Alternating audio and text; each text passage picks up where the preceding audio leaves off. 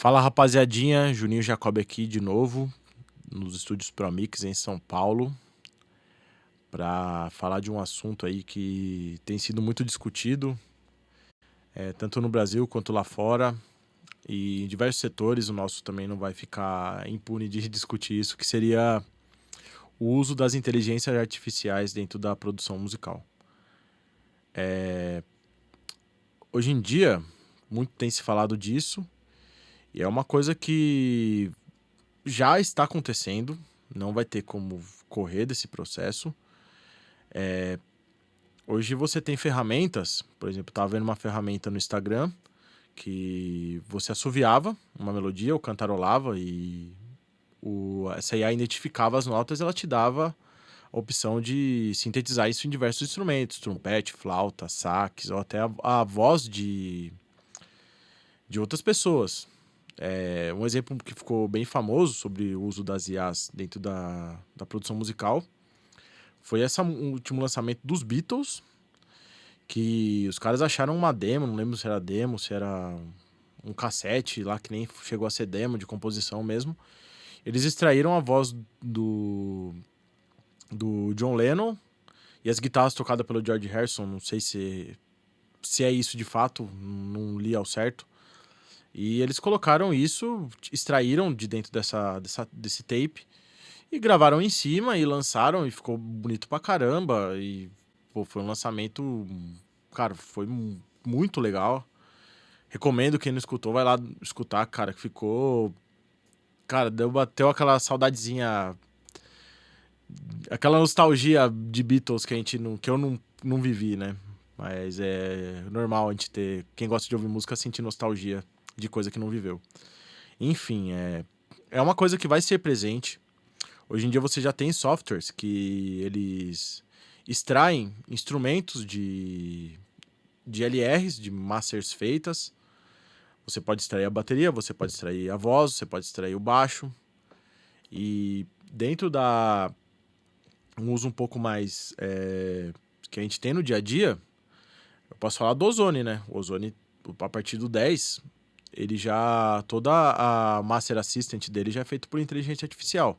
Ou seja, o software analisa a sua track e, através de inteligência artificial, ele identifica problemas e como solucionar através de algoritmos, e ele vai te entregar isso. Então, o ponto é que isso aí já está acontecendo. E só que aí eu vi um pessoal discutindo no Facebook esses dias, falando, pô, a gente vai perder a referência de saber o que é mentira e o que é verdade, o que a gente está escutando. Isso é verdade, só que, cara, isso aí já tá acontecendo, isso aí já acontece. Quando você pega um cantor que ele não tem noção nenhuma do que ele tá fazendo, cantor não, né? Vamos falar de chamar de artista. Quando você pega um artista que ele não tem noção nenhuma do que ele tá fazendo, ele só chega no estúdio com um sonho, com uma letra e zero vontade de aprender música. Ele canta lá todo zoado e vai o produtor, vai o editor de áudio e, cara, coloca tudo isso aí dentro de uma melodia coesa que vai ficar certinho. Um baterista que não toca no tempo, quando você edita ele, você tá tecnicamente mentindo. Sei lá, quando você usa até a própria IA do Ozone para masterizar, ou você sobe naquele site lá, que agora tem um site que os caras fizeram a IA de um engenheiro de master famoso, eu não vou lembrar o nome dele, que você sobe a track, você ouve, se você gostar, você compra. É feito através de inteligência artificial. Então, quando você faz isso, você já tá mentindo. Então, já estamos ouvindo mentiras, já não é de agora. Não é depois que as IAs chegaram. A mentira dentro da música, ela já existe. Quando você pensa que na década de... Não sei se foi final dos anos 80, começo dos anos 90, que teve aquela dupla lá, o Milli Vanilli, que, se eu não me engano, eles eram irmãos, não sei, me corrijam aí se eu estiver errado, que iam os cantores e dublavam, iam os cantores dentro do estúdio, eles cantavam, e o Milli Vanilli ia lá e dublava. Ou seja, eles nunca cantaram as músicas deles que eles lançaram, era sempre outros cantores. E isso aí já é uma mentira, pô, você pode ver aí desde os anos 80. Tem até um assunto que é muito polêmico dentro da comunidade musical, que fala que tem um baterista de gravação que chama Bernard Purdy. Meu, o cara gravou, cara, aqueles discos do Steely Dan, gravou Areta, gravou, cara, uma porrada de coisa, até pra Deptone Records nos últimos tempos. Cara, um dos maiores bateristas mais gravados no mundo. Ele conta em documentário, não diretamente assim em entrevista, que ele gravou coisa pros Beatles, tipo, que o Ringo não deu conta de cantar. Quer dizer, de cantar não, de tocar. Então, quando você pensa que isso aí aconteceu ou não, não sabemos se é lenda, se é verdade, a mentira já estava acontecendo. E as IAs só vieram para afirmar essa mentira que vai continuar acontecendo. Quando você pega, sei lá, um músico que, pô, o cara é guitarrista e ele só toca guitarra, pá, e ele vai lá e ele compõe um tema, vamos usar jazz, e ele vai, gravou a guitarra, programou a batera, já não é um baterista de verdade que tá tocando. Ele só gravou a guitarra, daí ele vai lá e ele grava o baixo. E ele não é baixista, não tem a precisão de tocar como um cara que estudou o instrumento de fato tocaria. Ele vai lá, grava tudo por take, gasta mais de 2 horas pra gravar uma linha de baixo de 3 minutos. Depois ele vai, edita tudo, deixa tudo cravado, pô, corrige as dinâmicas. Mentiu. Então, a mentira, ela já vem acontecendo e nem precisou de computador, nem de robô, nem de máquina, nem de algoritmo neural, que são as IAs, para fazer isso. As IAs, igual eu falei antes, elas só vieram para afirmar essa mentira que vai continuar acontecendo, que já acontecia. O problema é quando... O problema que eu analiso, não sei se isso vai acontecer de fato, porque esse é um assunto que, pô, tem especialista do mundo inteiro debatendo e, cara, eu só tô reproduzindo aqui o que eu penso de fato, né? É que as ferramentas da IA, elas vão uma hora, elas podem se tornar regra. Ou seja, daqui uns anos você vai finalizar um projeto e, tipo, os caras vão querer que a IA corrija, de fato, tipo... Você vai falar, não, irmão, tá bonito, pá, tá legal o seu projeto. Daí o cara fala, não, vamos passar pela IA pra ver o que ela acha desse... Pô, então quer dizer que o meu trabalho, no caso, ele vai começar a ser colocado em xeque por causa de uma inteligência artificial. Não sei se isso vai acontecer, mas a partir do momento que eu enxergo isso, tipo, que isso aí pode vir a acontecer, pra mim já é onde vai contrastar com o problema, porque mentira a gente vai trabalhar com isso pro resto da vida. Vai ser cantor que não toca bem, música que toca mal, e vai tirar foto e você vai saber que não vai ser ele que tocou, e vai ter, cara, enfim, inúmeras coisas aí que já aconteceram e acontecem. Ferramentas de correção, eu acho que elas são importantes. É igual eu converso com meu pai. Aqui no Brasil, a gente tem o costume de... A mix, ela começa sempre por uma arrumação, né? Você pega os áudios da gravação e você primeiro dá uma ajeitada neles, você corrige, você filtra, você... Pô, coloca compressor multibanda na voz para corrigir um médio que tava saltando porque o microfone do cara não era tão bom. Você faz replacer na batera porque o cara não teve orçamento para trocar a pele da batera quando foi gravar. Então, tipo assim, a mix dentro do Brasil, não sei se isso aí deve acontecer em outras partes do mundo, mas eu vou falar da nossa realidade. Ela já começa com ferramentas de correção. O que é diferente quando, sei lá, você assiste um Mix with the Masters, você pega uma sessão lá, o Chris Lordaldi vai mixar, pô, Green Day. Cara, na hora que ele pega os áudios, na hora que você vê aquela primeira passada que ele dá, que ele só dá o play, que ele abre a sessão e dá o play, cara, você ouve que tá tudo lindo. Ou seja, os caras já tiveram esse cuidado na gravação de deixar a coisa perfeita.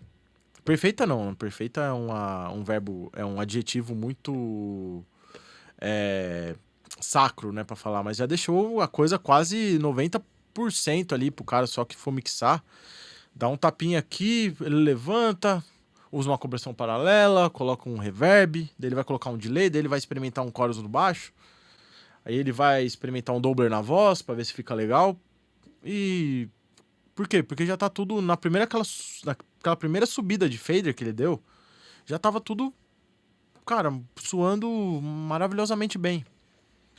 Então, as ferramentas de correções, eu acho que elas são coisas que ajudam a gente, nós, que no caso não temos, nem sempre trabalhamos com o melhor que o mercado pode entregar.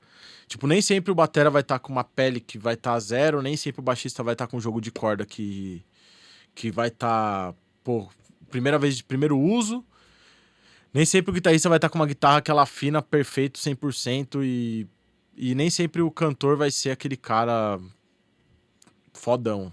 Então, quando eu paro pra pensar as ferramentas de correção, pode ser o Melodyne, o Autotune, o Trigger 2 da Slate, que é para fazer samples, ou até mesmo você...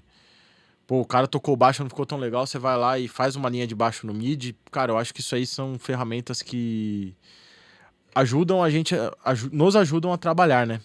Ajuda a gente a entregar e colocar e pagar os boletinhos, né? É uma coisa que, pô, não deveria acontecer, não era pra ser assim.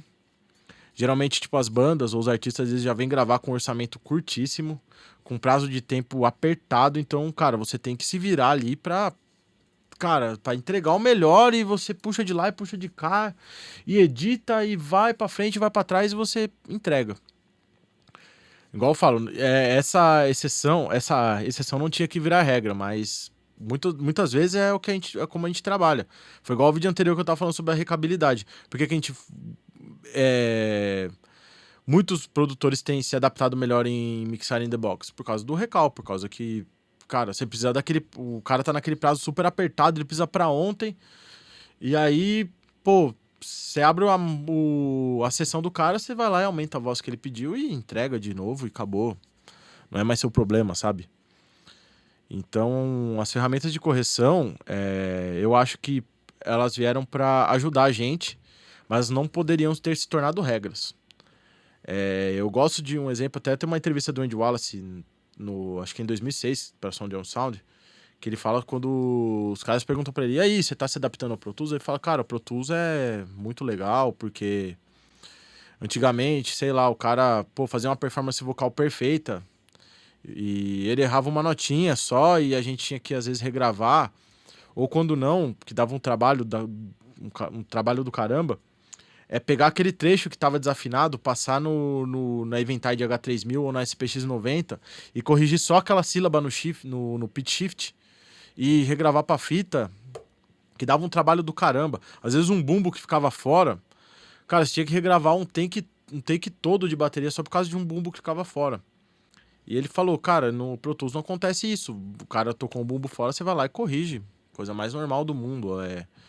Mas foi igual eu falei, foi uma exceção que se tornou regra. Não era pra ter sido assim, mas acabou sendo cômodo pros artistas e até pros produtores corrigir dessa maneira. As bandas e os artistas eles já vêm com a mentalidade que eles não precisam entregar o máximo, porque vai ter alguém ali atrás para corrigir. E é uma coisa que até, como filosofia de trabalho, a gente tem que eliminar essa mentalidade dos caras de, cara, não, vamos entregar o melhor, pô, tá fora, vamos refazer de novo, o timbre não tá tão legal, cara, vamos regravar outro dia, vamos comprar pele de batera, não sei, vai numa loja lá, compra lá pele de batera, vamos colocar na batera. Vamos investir no trabalho. Investir não só dinheiro, investir tempo também. Enfim, só para concluir, eu acho que as IAs vão se tornar realidade. Não sei até que ponto, isso é imprevisível. Pode ser que esse papo que estamos tendo aqui, ele se torne obsoleto daqui, sei lá, de uma semana até um ano. Não dá para prever. Mas é uma realidade que a gente vai aprender a lidar. E eu acho que as plataformas, é uma obrigação das plataformas, porque hoje, a maioria das pessoas elas vão ouvir música através de streaming, ou através do YouTube, que não deixa de ser uma plataforma de streaming.